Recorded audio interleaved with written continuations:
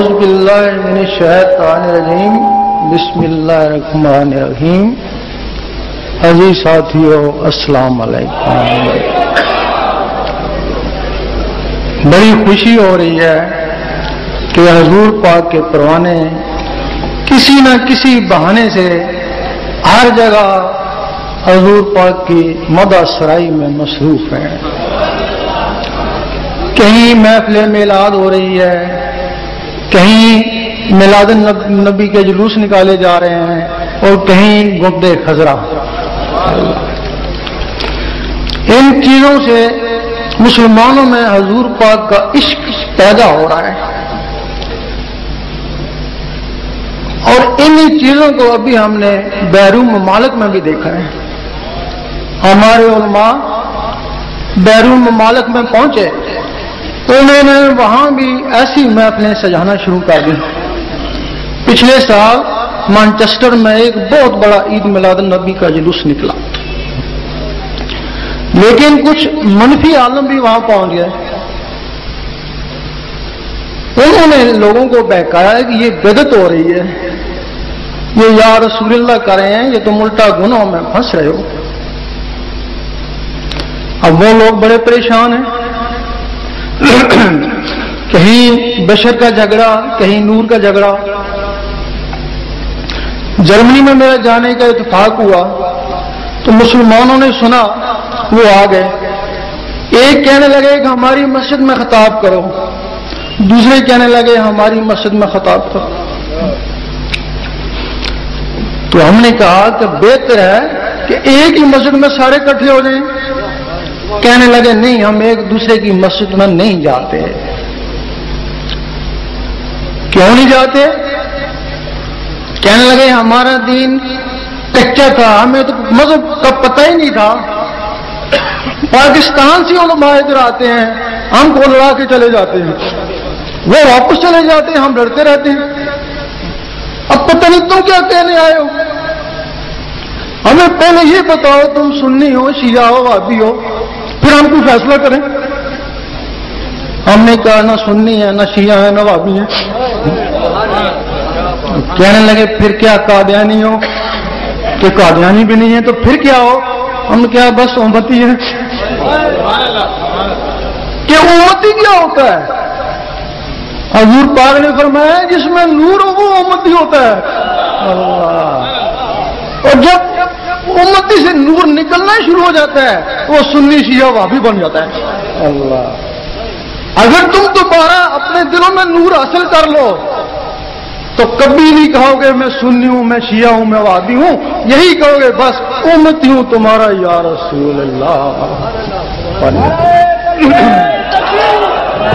نعرہ رسالت، نعرہ حیدری.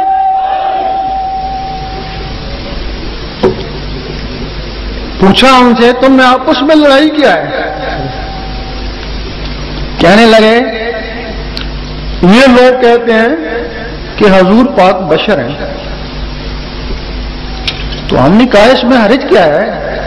آپ کو افضل بشر بھی تو کہا گیا ہے نا. کہنے لگے نہیں، افضل بشر کا مقصد یہ ہے کہ جتنے بھی بشر ہیں آپ ان سے افضل ہیں، کیونکہ بشر جو ہے وہ اللہ کا خلیفہ ہے. آپ خلیفے سے بھی افضل ہیں، تو جو خلیفے سے افضل ہوگا پھر اللہ نہیں ہوگا تو اسے جدا بھی نہیں ہوگا. بات تو بالکل معقول ہی تھی. اور دوسروں سے پوچھا تمہیں کیا اختلاف ہے؟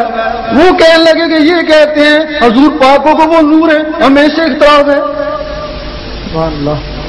میں کہ اس میں حرج کیا اگر وہ نور کہتے ہیں؟ اللہ تعالیٰ نے خود ہی فرمایا کہ میں نے زہر میں تم کو نور بھیجا ہدایت کے لیے. وہ کہنے لگے نہیں، جو نور ہوتا ہے اس کی اولاد نہیں ہوتی ہے. اللہ نور ہے، فرشتے نوری ہیں، ان کی اولاد نہیں ہے. ایک ہی اولاد ہے پھر یہ نوری نہیں ہے. اب ان کی دلیل بھی معقول تھی، ان کی دلیل بھی معقول تھی. اب یہ ایک راز سربستہ ہے، اگر اس کو کھول دیا جائے تو نہ ان کو کوئی اختلاف رہے گا نہ ان کو کوئی اختلاف رہے گا. ضروری ہے اس راز کو کھولا جائے. نعرہ تکبیر.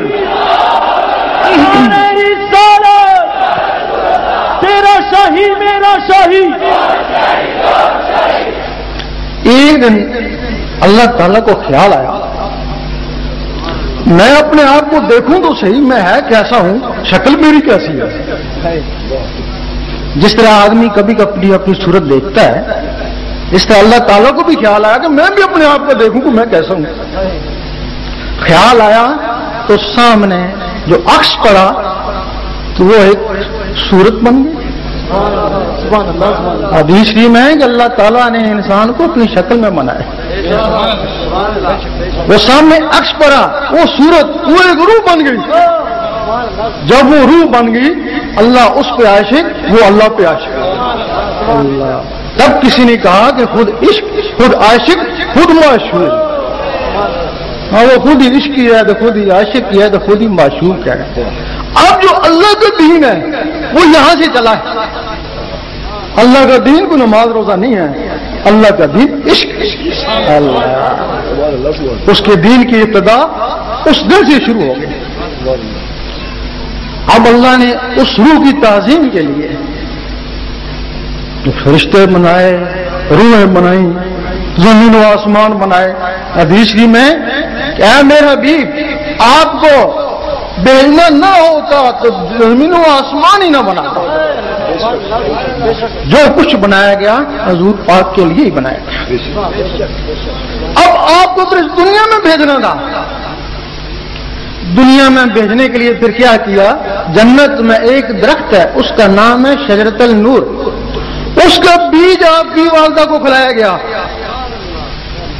اس بیج کی پرورش آپ کی والدہ کے شکم میں ہوئی اور وہ بیج انسانی خاصیت اختیار کر گیا.